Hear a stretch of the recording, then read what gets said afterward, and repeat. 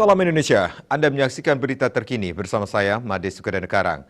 Pemirsa, Menteri Pariwisata dan Ekonomi Kreatif Menparekraf Sandiaga Uno akan berpindah kantor dari Jakarta ke Bali. Hal ini dilakukan guna memantau perkembangan pariwisata di Pulau Dewata.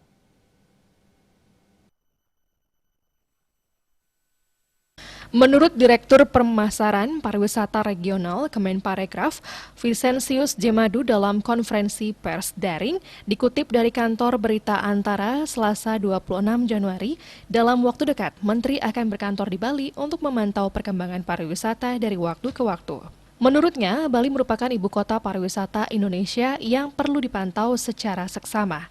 Dikatakan berkantor di Bali untuk memantau dan ambil kebijakan kapan akan reokupansi menerima wisatawan baik dari dalam negeri maupun luar negeri. Menparekraf sudah mencanangkan sejumlah program kerja untuk membangkitkan keterpurukan pariwisata Indonesia.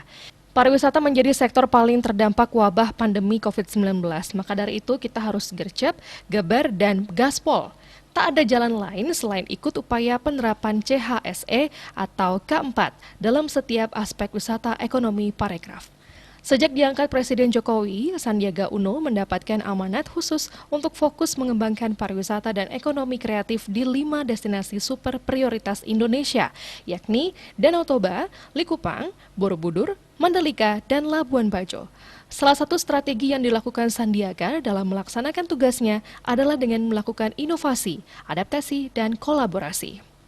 Selama pandemi COVID-19, pihaknya juga melanjutkan program adaptasi Wisnutama yang mendorong seluruh pelaku pariwisata melakukan adaptasi dengan memenuhi syarat protokol Cleanliness, Healthy, Safety, and Environmental Sustainability atau CHSE, atau memenuhi dari segi kebersihan kesehatan, keselamatan, dan keberlanjutan lingkungan atau K4.